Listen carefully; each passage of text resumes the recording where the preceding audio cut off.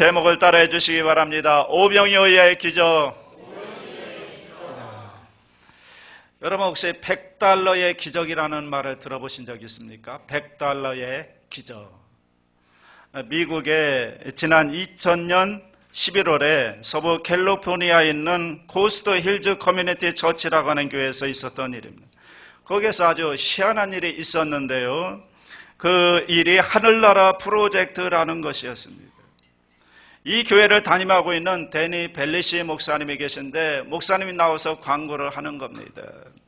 지원자 100명을 구합니다. 하늘나라 프로젝트에 참여할 지원자 100명을 구합니다.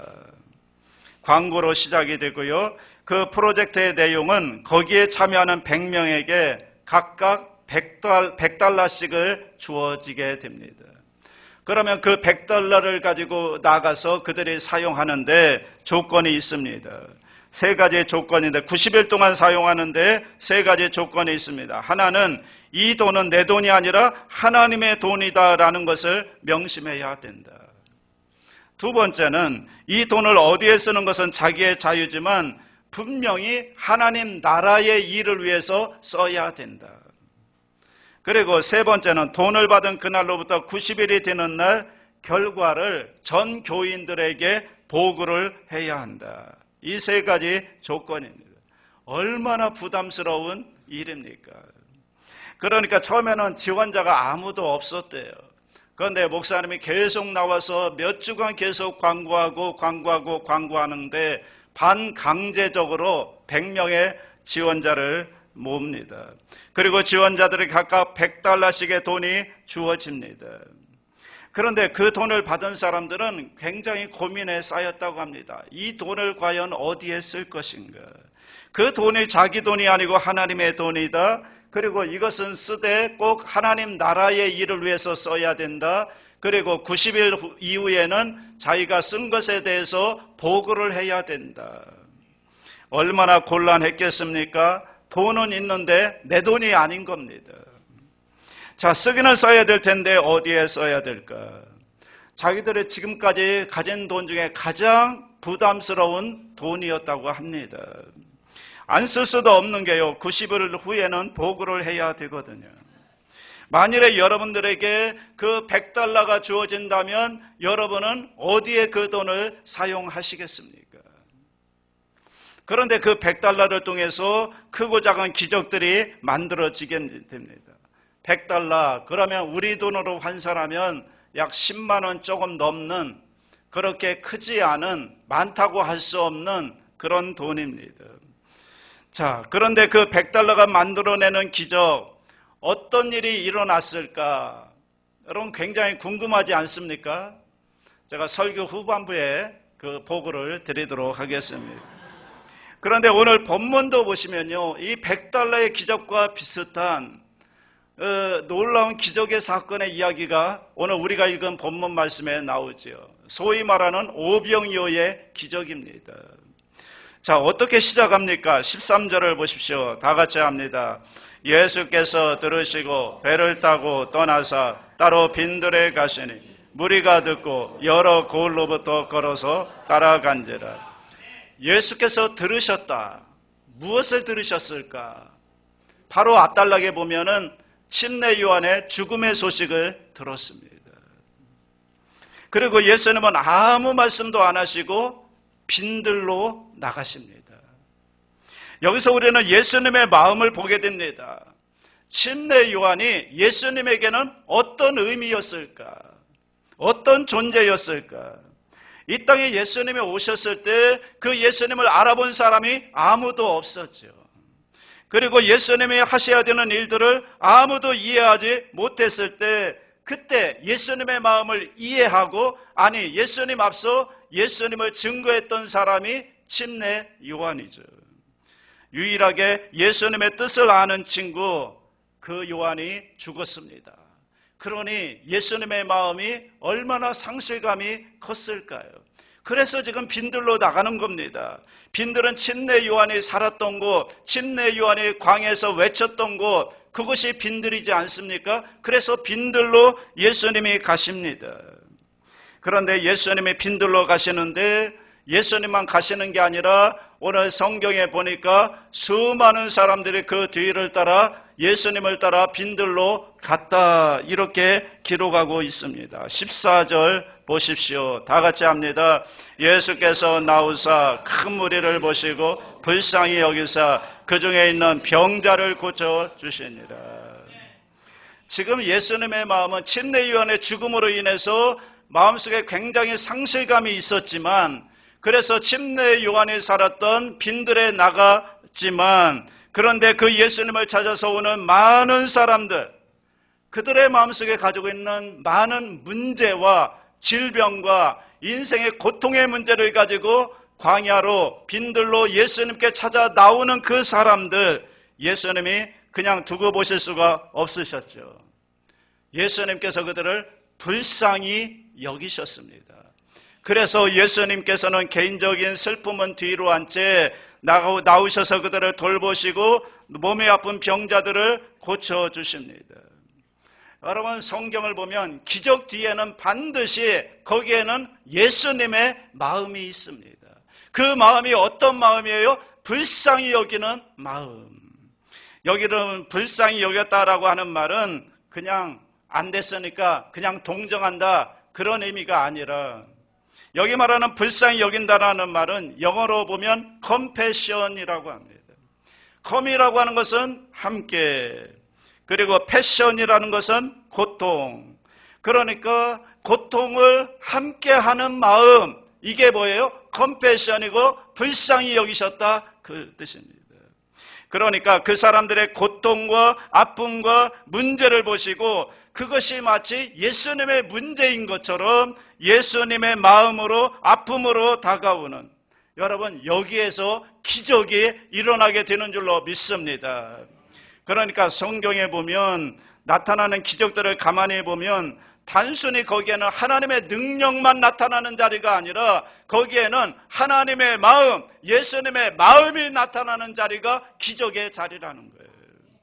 거기에 하나님의 마음이 나타납니다. 그래서 예수님의 마음이 나타나고요, 그 예수님의 마음으로 인해서 하나님의 영광이 나타나는 자리, 그 자리가 바로 기적의 자리인 줄로 믿습니다. 그 마음, 예수님께서 그런 마음으로 그들을 대하십니다. 그런데 문제가 생겼어요. 어떤 문제가 생겼죠? 15절 봅니다. 다 같이 합니다. 저녁이 되매 제자들이 나와 이르되 이곳은 빈들이요 때도 이미 저물었으니 무리를 보내어 마을에 들어가 먹을 것을 사 먹게 하소서. 어떤 문제입니까? 때가 되었어요. 배가 고픈 거예요. 배가 고픈. 여러분, 지금 거기에 있는 수많은 사람들은 지금 은혜 가운데 있는 겁니다. 빈들에서 예수님의 말씀을 듣고 은혜 받았겠죠. 그리고 병자들이 고침을 받았죠.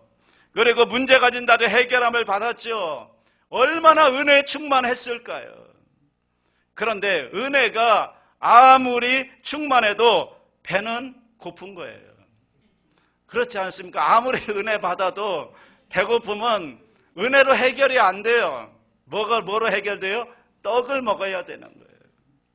여러분, 사람이 떡으로만 살 것이 아니지만 떡도 필요한 겁니다. 자, 문제는 거기에 수많은 사람들이 있는데, 그런데 거기서 그들을 먹일 수 없다는 거죠. 그러니까 제자들이 제안하는 겁니다. 어떤 제안을 했죠? 각자 마을로 돌려보내서 자기들이 알아서 해결하도록 합시다, 이렇게 예수님께 제안을 합니다. 아무리 생각해봐도 그 방법밖에는 없는 거예요. 다른 방법이 없어요.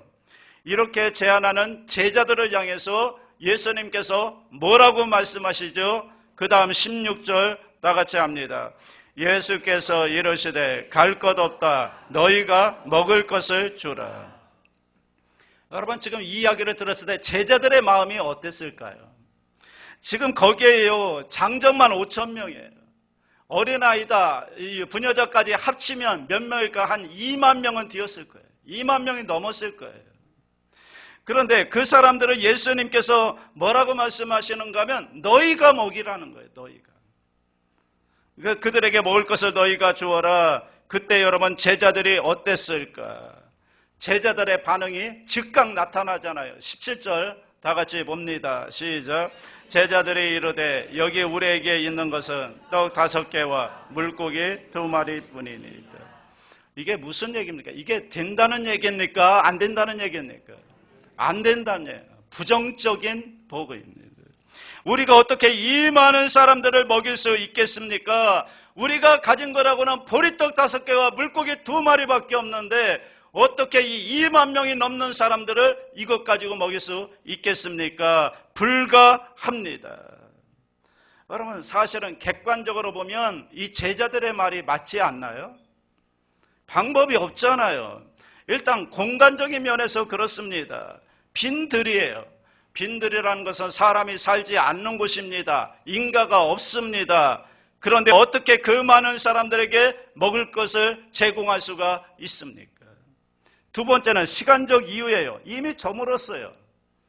이미 저녁 때가 지난 겁니다. 마지막 세 번째는 소유한 게 없어요. 소유적인 의미입니다. 그들이 가지고 있는 거라고는 한 사람의 먹을 도시락, 보리떡 5개, 마른 물고기 2마리밖에 없는 겁니다. 방법이 딱 하나 있긴 있는데 그것은 뭔가 하면 각자 돌려보내서 알아서 먹게 하는 방법밖에 없는 겁니다. 이것이 최선입니다. 이외에는 방법이 없습니다. 여러분, 이 최선의 방법을 이야기하는데 문제는 이 최선이 그들이 가지고 있는 문제를 해결하지 못한다라는 거예요. 왜냐하면 거기에 있는 대부분의 사람들은요, 다 가난한 사람들이고요, 대부분 병든 자들이고요, 자기 스스로 문제를 해결할 수 없는 사람들이 대부분인 거예요. 그런데 제자들이 할 수 있는 최선은 무엇인가 하면 그들을 그냥 돌려보내서 먹게 하는 것밖에 없는 겁니다. 여러분, 오늘 우리에게도 이러한 상황들이 낯설지는 않을 겁니다. 우리도 최선을 얘기할 때가 있어요. 그런데 그 최선이 우리의 문제를 해결하지 못할 때가 많다는 거죠. 누구나 다 최선을 얘기합니다. 최선을 다한다고, 최선을 다했다고. 그런데 그 최선이 우리 인생의 문제를, 정말 중요한 문제를 해결하지 못할 때가 많다는 거죠. 우리의 최선이라는 건 뭡니까? 내가 가지고 있는 소유, 어떤 능력을 말하잖아요. 사실 우리는 많은 소유를 하고 있고 많은 능력을 가지고 있는 것이 사실입니다. 그래서 웬만한 문제들은 우리가 가지고 있는 소유와 능력으로 그 문제를 해결하기도 합니다. 그런데 때때로 우리가 가지고 있는 것, 우리의 능력과 지혜로도 도저히 풀 수 없는 문제가 우리 인생 가운데 있다는 거죠. 그래서 사실은 많은 능력과 소유를 가지고 있지만, 최선을 다하지만 그 최선으로 해결되지 않는 문제들. 그런데 그 문제가 우리 인생에 있어서 정말 중요한 문제일 때가 많다는 거예요. 그 문제가 해결되어야 내 인생이 행복할 것 같은 가장 중요한 문제. 최선을 다한다고 하지만 결국은 그 문제 앞에서는 아무것도 할 수 없어 보이는, 지금 제자들이 그런 거 아닐까요? 문제는 있는데 그 문제를 풀 수 있는 능력이 없습니다. 자, 제자들의 최선은 무엇일까요? 계속되는 주님의 말씀을 한번 들어보십시오. 그 다음에 18절입니다. 예수님이 이렇게 말씀하시죠. 다 같이요. 이르시되 그것을 내게 가져오라 하시고. 가져오라고 했어요. 왜 가져오라고 했을까요? 제자들이 그거 가지고 있어봤자 아무런 소용이 없는 거예요. 쓸모가 없어요. 여러분, 제자들의 손에 있어서는 그 문제가 해결될 수 있는 게 아니라고요. 여러분, 제자들의 손에 붙들려 있는 한 그건 뭡니까? 그냥 보리떡 5개와 물고기 2마리밖에는 안 되는 거예요. 먹일 수가 없는 거예요. 문제가 해결할 수가 없는 거예요. 제자들의 손에 있으면 그래요. 그런데 만일에 그것이 옮겨져서 예수님 손에 들려진다면 어떨까요? 그런 분위기가 좀 달라 보이지 않습니까? 여러분의 손에 들려있는 그것을 오늘 예수님 손에 들려진다면, 예수님 손에 붙잡으신다면, 그러면 여러분 거기에서 문제가 해결되는 역사가 일어날 줄로 믿습니다. 우리가 붙들고 있는 한 해결될 수 없는 문제인데 그것을 주님께 올려드릴 때, 주님 손에 드릴 때 여러분 거기에서 놀라운 문제 해결의 역사가 나타나기 시작하는 거죠. 그래서 예수님께서는 지금 소유권을 이전하라는 거예요. 네가 가지고 있지 말고, 네가 가지고 있으면 보리떡 5개, 물고기 2마리밖에 안 돼. 그것으로는 문제를 해결할 수가 없어. 그것을 예수님 손에 소유를 이전하라는 거예요. 주님께 드린다고 하는 것은 그러기에 그것은 더 이상 내 것이 아닙니다. 누구 겁니까? 주님의 것입니다. 이 고백이 고백인 줄로 믿습니다. 사랑하는 여러분, 오늘 오병이어의 현장으로 한번 여러분이 직접 걸어서 들어가 보십시오. 우리 손에 가지고 있으면요, 그냥 그건 떡인 거예요. 우리 손에 가지고 있으면 그것은 그냥 마른 생선 2마리밖에 안 되는 거예요. 그런데 만일에 그것이 주님의 손에 들려진다면, 여러분, 우리 인생이 보리떡 같은 인생이지만, 보잘것없고 작고 연약한 인생이지만, 내 인생이 주님 손에 붙잡힌다면, 주님 손에 들려진다면, 우리도 여러분 보리떡 같은 존재이지만 위대하게 쓰임받을 줄로 믿습니다. 달라지는 것입니다. 우리 손에, 우리 것을 우리가 주님 손에 붙잡히기만 하면, 주님 손에 들려지기만 하면 여러분 그것은 달라질 줄로 믿습니다. 그렇기 때문에 우리는 항상 내가 얼마를 쥐고 있는가 하는 것으로 우리가 우리 인생을 볼 것이 아니라, 내가 지금 누구 손에 잡혀 있는가, 내가 지금 내 인생은 누가 쥐고 있는가, 여기에 따라서 우리의 인생이 달라지는 줄로 믿습니다. 누구의 손에 여러분은 붙잡혀 있습니까? 세상입니까? 물질입니까? 아니면 주님의 손에 붙잡혀 있습니까? 바라기는 저와 여러분이 주님의 손에 붙잡혀서 하나님의 나라를 위해 위대하게 쓰임받는 귀한 믿음의 일꾼들 되시기를 주님의 이름으로 축복합니다. 자, 이어지는 19절 보십시오. 그렇게 주님께 가져오라고 하신 다음에 뭐라고 말씀하시나? 다 같이 합니다. 무리를 명하여 잔디 위에 앉히시고 떡 5개와 물고기 2마리를 가지사 하늘을 우러러 축사하시고 떡을 떼어 제자들에게 주시매 제자들이 무리에게 주니. 제자들이 예수님께 오병이어를 가져왔을 때 그때 예수님께서 어떻게 하셨죠? 무리를 앉게 하십니다. 정돈을 하십니다. 왜 정돈을 하실까요? 이제 제자들이 할 수 있는 일은 다 한 거예요. 우리가 할 수 있는 일들은 다 한 거예요. 이제 자기들이 가지고 있던 오병이어를 주님 손에 올려드린 거예요. 그러면 이제 공은 누구에게 넘어간 거죠? 주님께 넘어간 겁니다. 그러면 이제 주님이 하실 일을 이제 보자는 거예요. 제자들을 앉게 하신 것은, 그들의 자리를 정돈한 것은 이제 공은 주님께 넘어갔으니까 주님께서 앞으로 어떻게 역사하실지, 어떤 일을 행하실지 우리가 잠잠히 보자는 겁니다. 예수님이 일을 보자는 겁니다. 그래서 지금 제자들로 하여금 거기에 있는 많은 사람들을 자리에 앉게 하는 겁니다. 너희들의 할 일은 끝났다. 이제는 하나님의 역사를 바라봐라. 하나님이, 예수님이 어떻게 역사하실지를 기대해라. 그런 마음으로 앉힌 거죠. 긴장된 마음으로 보았겠죠. 그런데 그때 예수님께서 어떻게 하시죠? 축사하신 후에 그 제자들에게 주님께 드렸던 오병이어를 다시 제자들에게 주십니다. 그리고 그것을 거기 모여있는 사람들에게 나누어 주게 하십니다. 그랬더니 어떻게 됐어요? 5,000명이 먹고 12광주리가 남는 기적이 일어났어요. 어떻게 그런 일이 있었을까요? 저는 잘 모르겠어요. 거기 안 있어 와서 모르겠어요. 아무튼 결과적으로 5,000명이 먹고 12광주리가 남았다고요. 여기서 우리는 예수님께서 제자를 보시는 그 시각을 우리가 좀 볼 필요가 있습니다. 예수님과 그 제자들의 관계를 한번 보라는 거예요. 예수님은 제자들을 단순히 받는 관계가 아니라 주는 사람으로 제자들을 지금 보고 있다는 거예요. 제자가 누구인가? 주님께 은혜만 받는 사람이 아니라 받은 은혜를 나누어 주는 사람, 주는 사람으로 제자를 보고 있다는 거예요. 그러니까 제자가 누구입니까? 오늘 이 시대의 그리스도를 따라가는 제자라고 하는 저와 여러분들은 어떤 사람이 되어야 하겠습니까? 내가 가지고 있는 시간과 재능과 재물이 너무 작아서 정말 오병이어 같이 보잘것없어서 이것 가지고 주님의 일을 하기에는 한참 모자라 보여도 그럼에도 불구하고 가져오라고 하는 주님의 명령에, 주님의 말씀에 순종해서 보잘것없지만 작은 것이지만 주님께 갖다 드리는 사람이 제자인 줄로 믿습니다. 그리고 거기서 끝나는 것이 아니라 그렇게 드렸던 오병이어를 주님께서 다시 제자들에게 주십니다. 그리고 세상을 향하여 사람들에게 나누어 주라고 말씀하실 때 그때 그것을 나누어 주는 사람으로 순종하여 쓰임받는 사람이 제자인 줄로 믿습니다. 오늘 저와 여러분이 그런 제자가 될 수 있게 되기를 바랍니다. 이것이 제자들이 할 일이라는 거죠.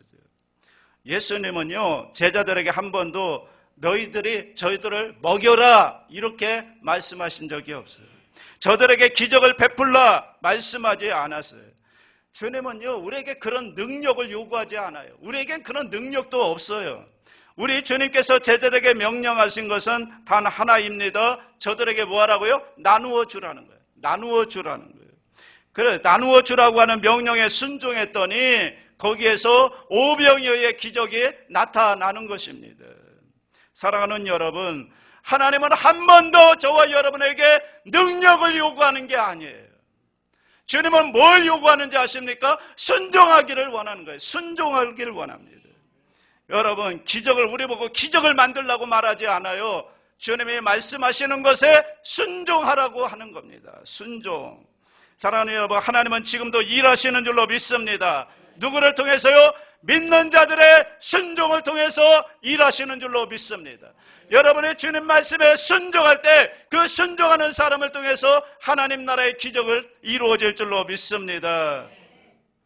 그러기에 여러분, 우리 예수 믿는 사람들은요, 자기가 할 수 있는 일만 하며 사는 사람들이 아니에요. 내가 할 수 있는 일을 하는 건 누구나 다 할 수 있죠.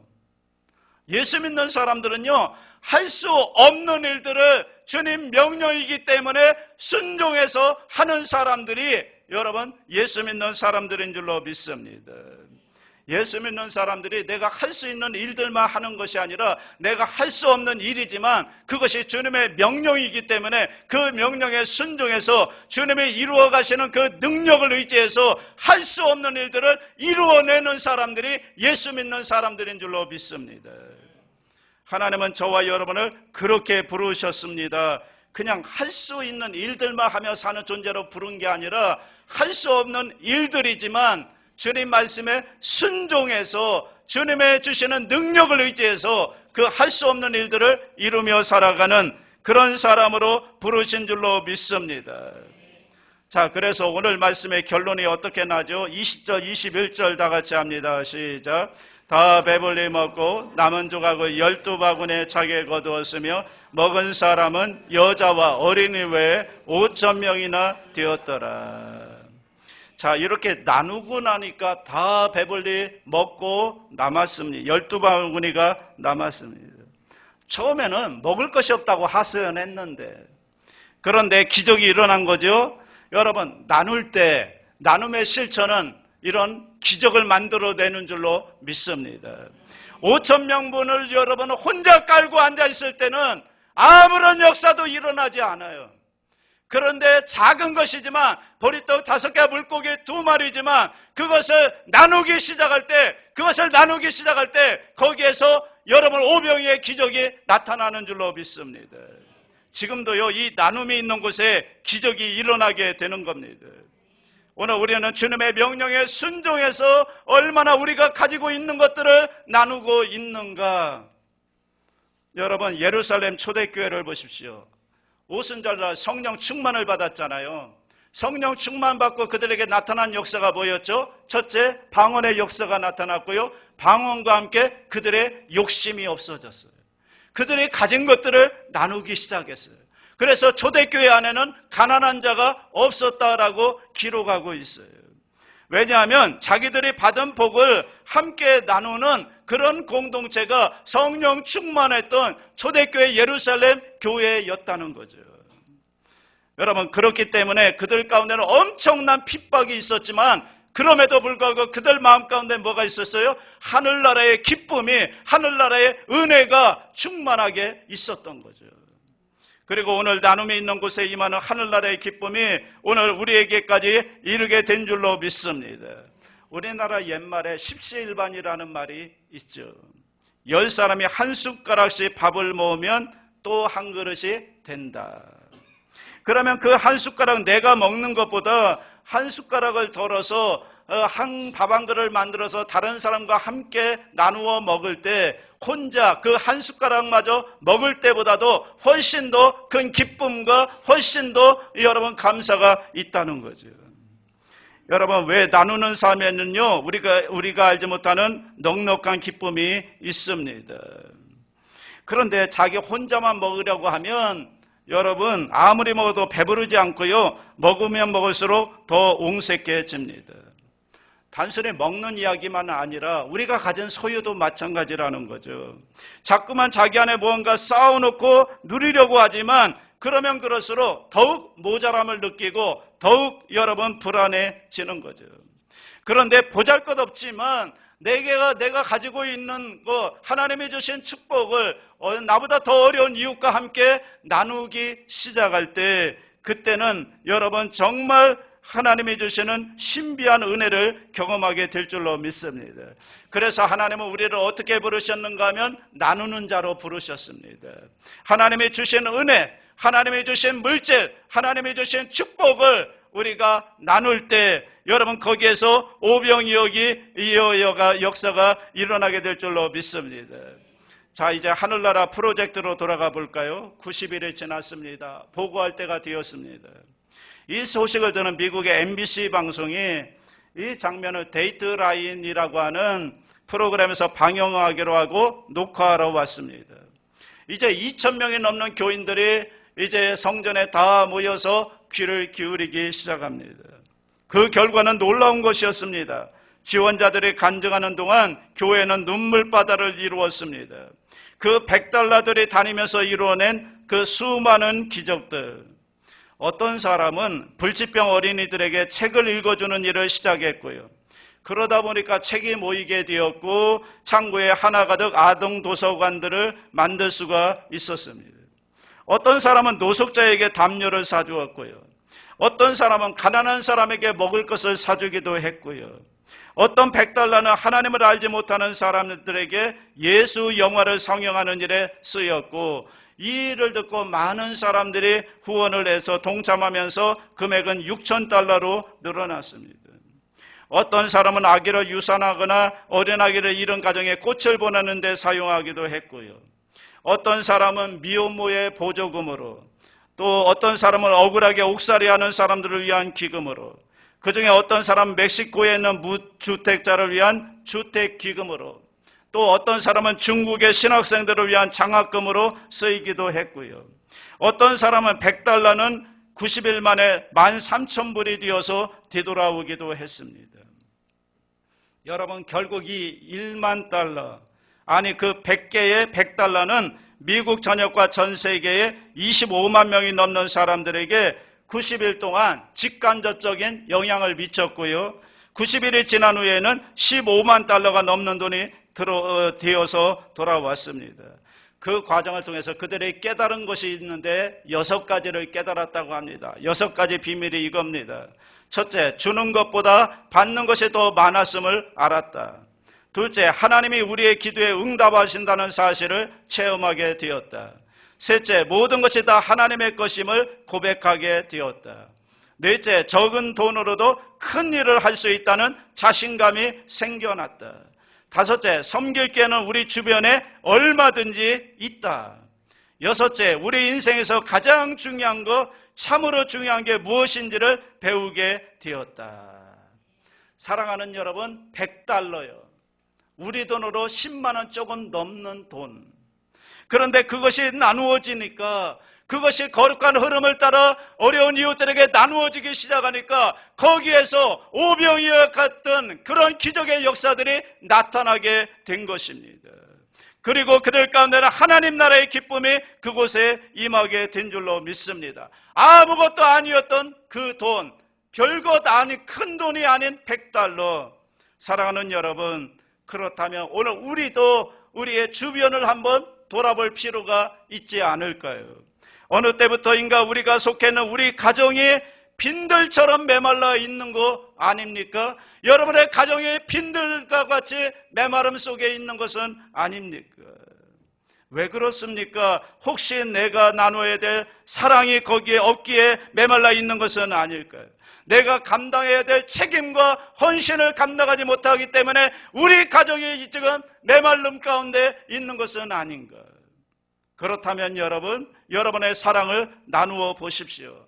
여러분의 관심을 나누어 보십시오. 세상도 마찬가지입니다. 우리가 살고 있는 이 나라도 보면 빈들과 같이요, 메말라 있습니다. 왜 그럴까요? 먼저 복음의 은혜를 받은 저와 여러분들이 이 복음을 나누지 않기 때문에, 이 복음을 전하지 않기 때문에, 하나님의 사랑을 전하지 않기 때문에 우리가 살고 있는 사회가 이 나라 이 민족에 메말라 있는 것은 아니겠는가? 여러분, 이 땅에 다시 한번 오병의 기적이 일어나도록, 이 세상이 더 이상 빈들로 남아있지 않도록 저와 여러분들이 받은 은혜와 저와 여러분들이 받은 복음을 나누어주고 사랑을 실천함으로 다시 한번 이 땅에 오병이의 기적이 일어나는 역사에 쓰임받아야 될 줄로 믿습니다. 그럴 때 사랑을 품고요, 그럴 때 복음을 전하고요, 사랑을 실천하고요, 다시 한번 이 땅에, 여러분의 가정에, 우리 동대문 지역에, 이 나라와 이 민족 가운데 하나님의 나라가 임하도록 저와 여러분이 애쓰고 수고하고 나누는 일에 여러분 동참하고 쓰임받게 되시기를 주님의 이름으로 축복합니다. 사랑이 무한하신 하나님 아버지, 보리떡 같은 우리 인생이 주님의 손에 붙잡히기만 하면 위대하게 쓰임받는 줄로 믿습니다. 우리가 가지고 있는 작은 것, 보리떡 5개와 물고기 2마리 주님 손에 올려드리오니 주여 오병이의 기적을 나타내 주시옵소서. 주님의 주신 것들을 주님 말씀에 순종하여 나누기 시작할 때 5,000명이 먹고도 12광주리가 남는 기적의 역사가 우리 동대문 성전을 통해 이 지역에 나타나게 하여 주시옵소서. 우리가 받은 복음, 우리가 받은 축복, 우리가 받은 은혜를 아버지 빈들과 같이 메마름 가운데 살아가는 사람들에게 증거하고 나누어 주어서 그들 가운데도 하나님 나라의 기쁨이 임하는 은혜가 있게 하여 주시옵소서. 이 일에 우리 모두가 아름답게 쓰임받게 하여 주옵소서. 감사드리며 예수님의 이름으로 기도하옵나이다.